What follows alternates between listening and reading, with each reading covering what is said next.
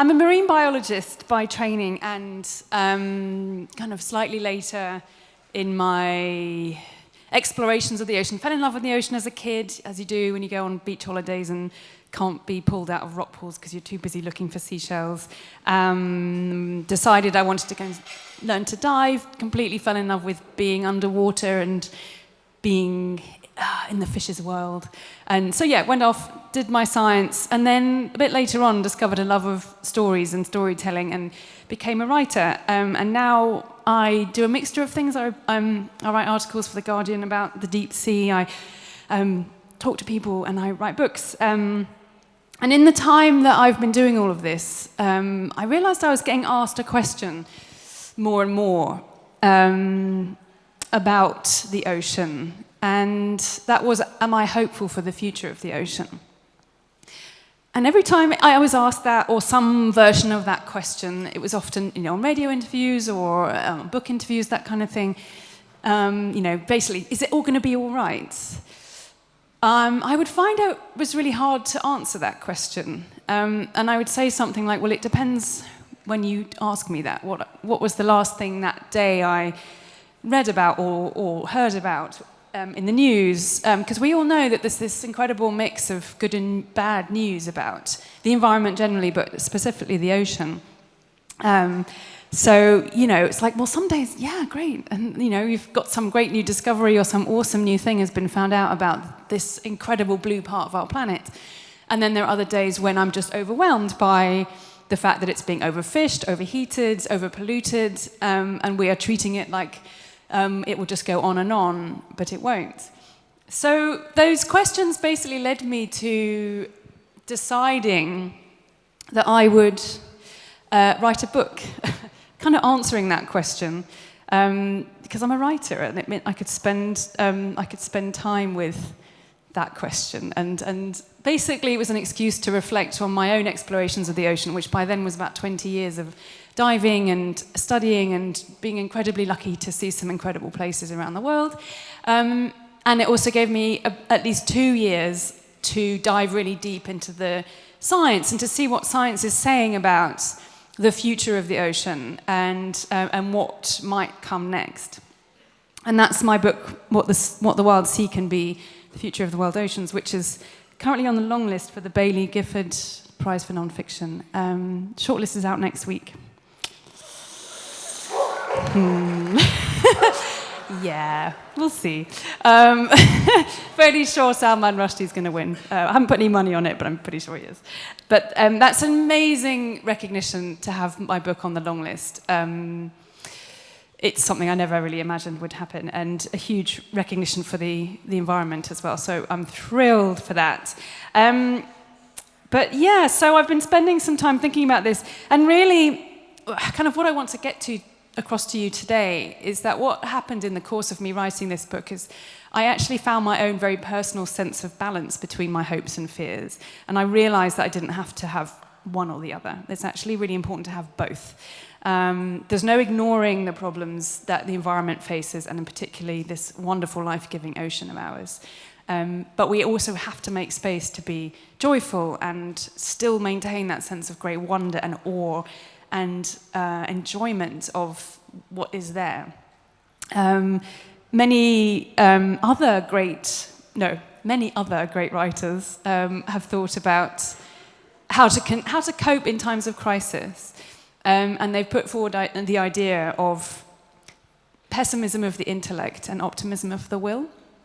In other words, it's important to understand how bad things are now in whatever sphere we're talking about, and understand how we got there. That's the pessimism part and the intellect part, but at the same time really committing to knowing that we can change that to a better future, really committing to being part of that change for the better future that can exist. And I really kind of felt that as I was writing, and by the end I feel like that is now what gets me through the days, really, of the good and the bad news that come out on a daily basis about the environment.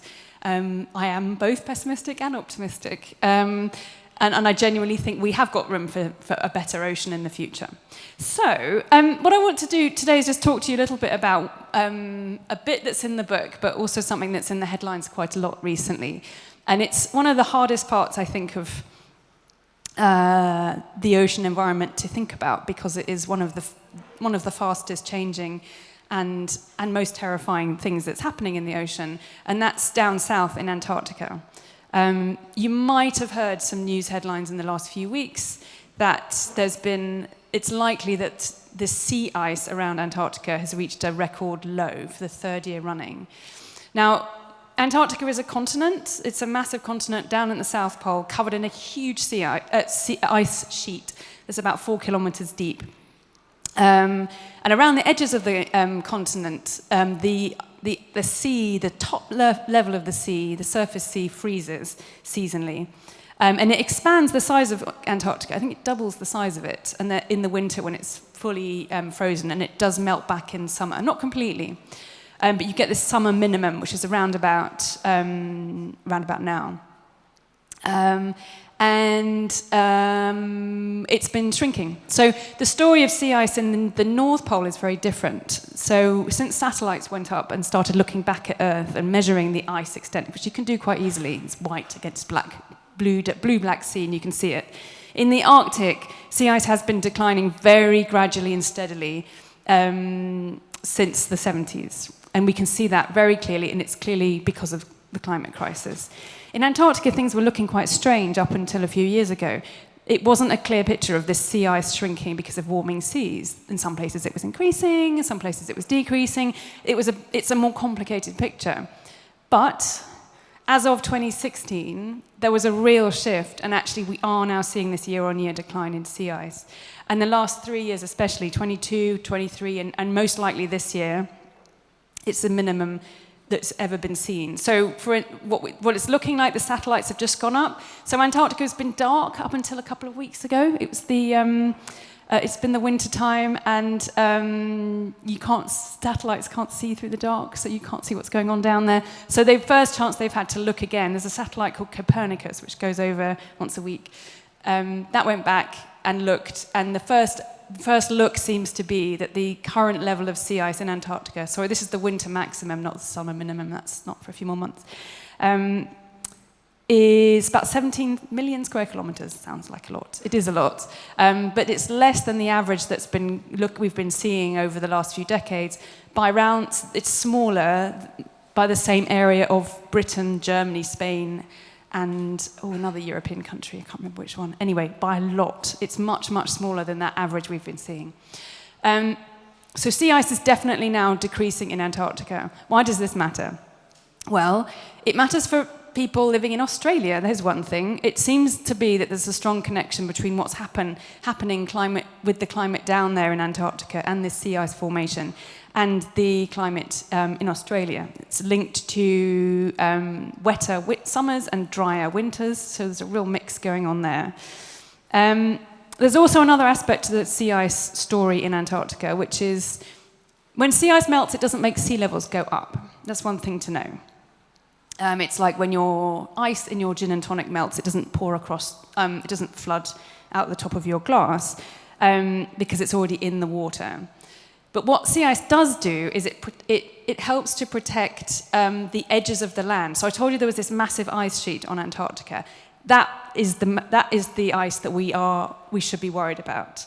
Projections of sea level rise are very uncertain, I should say, because we don't know exactly what's going to happen to the ice in Antarctica, and it really does matter because there's so much ice. It's a huge amount of the world's water locked up in that ice sheet. And the sea ice around the edges helps to buffer. That ice sheet is constantly pouring down towards the coasts, forming glaciers and then breaking off into icebergs. And as that's happening, that is the ice that is contributing to sea level rise. Now, as I said, it depends what happens in Antarctica as to what sea level rise is going to do in the decades ahead. But sea ice helps to buffer against wind and waves and generally is important for slowing down that breakup of the land-based ice. For instance, there's another piece of news that came out just in the last week about what's been dubbed the Doomsday Glacier in Antarctica. It's actually called the Thwaites Glacier. It's in the western part of Antarctica, and it's a massive glacier. It's about the size of Britain, and there's been a lot of worry about potentially its speed, the rate at which it's melting is speeding up. And if it collapses, it's going to lead potentially to 65 centimeters of sea level rise. Doesn't sound like an awful lot, but so far the sea level has risen by about a handspan since the 20th century. So, this is more like an arm's length. And that is going to be significant for coastal communities around the world. Studies just come out. It's been a long-term bunch of people, like a big international team has been looking at this glacier, trying to figure out what's happening. Look and see, what is its likely future. And then the story from that is mixed, actually. And this is one thing I wanted to get across to you. It isn't all that bad. There are bits, understanding more about the nuance of what's happening in Antarctica shows us that some of it isn't as bad as we perhaps originally thought. Thwaites is melting. There is warmer water coming in underneath it. But the chances of it actually collapsing now by the end of this century seem to be less likely than they were. That's the good news. So we aren't looking at a really swift collapse of this. The reason Thwaites is also very important is because behind it is something called the West Antarctic ice sheet, and that holds a lot more water. If Thwaites goes and then it goes behind it, we're looking at 3 meters of sea level rise. And that really is catastrophic. So Thwaites is likely to hang on to the end of the century, and now it's looking like it's more like 2300 is when it could really be looking towards collapse. So we've got a timeline now, potentially, for that, which is a long way away. It's hard to wrap your head around that. But it still matters, and it still matters that we think about how all these different ice systems link together. So lots of change happening with Antarctic ice.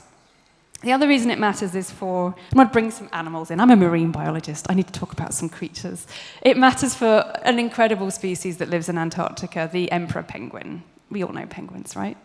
Emperor penguins are the biggest living species of the penguin family, the Spheniscidae. And their lives are intimately tied to the ice in Antarctica. The reason being is because they're so big. So other penguins in Antarctica, things like adelies and chinstraps are about this high. They nest basically a bit later in the year when there's enough melt of the ice on land that they can crawl up onto the land and make their nests on sort of rocky beaches. But emperors are so big that they have to get out earlier, and they climb out onto the sea ice, which is all there is at that point. And they, as you've seen March of the Penguins, you've seen Happy Feet, right? You've seen them do that thing where they walk across the ice to their colonies. The male and the females, they have their eggs, and the male's the one that looks after it all through the winter. So the males have basically been doing that for the last few months. They've been in their colonies, eggs balanced on feet, while the females have gone back to sea to feed. They're exquisitely adapted to be able to survive. They're the only big animals that can survive out of the ocean in Antarctica through the winter. It's mad. Their feathers are basically keeping them alive. But they need that ice, and they need the sea ice to be stable right up until the point, at least as long as the chicks are fledging. And that's not going to happen until later in the year. They take a bit of time. So right about now, I want to tell you a story about one particular place in Antarctica called Halley Bay. And back in 2016, the sea ice there broke up too early in the year. The chicks had hatched, the males and females were looking after their babies, but the babies' feathers weren't ready for the ocean. The sea ice broke up, and they all fell in the ocean, and they died. It's really tragic. It's so heartbreaking. It's been happening a few times since then as well in other places. But these Halley Bay penguins especially, so it was that year of chicks, none of them survived. But the adults did survive, and they hung on and came back the following year. The sea ice broke up too early again. And so, yet again, it was a dud year. And so some of them started moving to other places. That particular colony then was abandoned, and some of them relocated to a place called the McDonald Ice Rumples, which sounds delicious. Do they serve those? McDonald Ice Rumples, yum yum. Anyway, so there's now some of these emperor penguins that are successfully breeding in this other part, sort of not too far from where they were. And the scientists have dubbed these penguins the unluckiest penguins in the world. So they've already lost their original colony. And then they found this nice new place, which they think is going to work. And then in May this year, a massive iceberg broke off of this huge ice shelf, and slammed up against their colony on the ice rumples, blocking their path to the ocean. So the males were there with their young, with their eggs still, back in May, and they couldn't get to the ocean when they hatched, and they need that to go and get food for the chicks. So it was looking really bad, and the sun went down, and the scientists were like, this is not looking good. But good news, when they came back, when the sun came up just a few weeks ago and the satellites went back, you can see emperor penguins from space. They're that big, and they also cluster together, and their shit, anyone, their poo stains the ice pink, and you can see it. So they looked, and they got this image just a few weeks ago, and they're still alive. They are alive in the McDonald ice rumples, despite being blocked in by this iceberg. No one really knows how yet, because it seems like there's so much ice in the way. It's this huge, tall cliff, basically, 15 meters high, probably goes 50 meters into the ocean. But there's probably some cracks they can get through. Emperor penguins can dive really deep, so they're probably finding their way to the ocean to come back and feed their chicks. So they're hanging on, these poor penguins. We don't yet know. They're not yet out of danger. The young will still be needing to be fed for the next few months. We'll know by Christmas, basically, if they have made it this time and if the young are able to escape from this sort of slightly entrapped part of Antarctica. So it's a story just to show you that really there's nuance to what's happening down there, and it really depends on those very local conditions as to how those penguins are doing. As I mentioned earlier, several other colonies in 2023 also collapsed too soon with the ice going. So the outlook is not great for penguins, but one thing I also want to say is it isn't all just game over for them at all. It really depends on what we do now with carbon emissions. A really important study came out a couple of years ago, like projecting the future of emperor penguins, and basically showing that every degree of heating we can avoid will be a better future for this species. So if we do nothing about carbon emissions, business as usual, by the end of the century, around 80 to 90% of the colonies will be gone. So emperor penguins will basically be done. But if we can keep heating within 2 degrees of pre-industrial levels Celsius, it's only 30% that are going to collapse. And that's sustainable. It's a lower level, the population will be smaller than it was, but 60% of the colonies will persist. And if we can keep it, maybe it's too late already, but if we can keep heating within 1.5 degrees, the losses are less than 20%. So it's a massive difference for this species. And I write about in the book, I talk about how really they're like, we talk about polar bears are like the poster species for climate change, but I think it really should be the emperor penguin, partly because we will be able to see how they're doing year on year because of this habit they have of climbing out of the ocean, standing on the ice, defecating so we can see where they are. And we've got satellites that basically count them. We can count penguins from space. So what we'll be able to do as the years go on is see how they're doing. How are they doing this year, next year? They're going to be this sentinel for climate change, and how we are doing in our abilities to cut back on emissions and really deal with this crisis that for so many reasons we've got to deal with, and bring our carbon load down. So, the emperor penguin story, it's not just about penguins. There's a load of other incredible wildlife in Antarctica that relies on the ice. There are orca and other penguin species, and it's an incredibly beautiful and rich and wild part of the planet that, it's wonderful that it is still there. But there's also good news from Antarctica, and I want to just finish on a slightly more positive note, which is there are other incredible species that have had a hard time because of humans but are doing better now, and that is the blue whale. So the Antarctic blue whale is the biggest animal that ever existed. It's a subspecies. They were hunted hugely in the 20th century. Something like 42,000 were hunted around the island of South Georgia, which is a sub-Antarctic island. And they were pretty much all wiped out.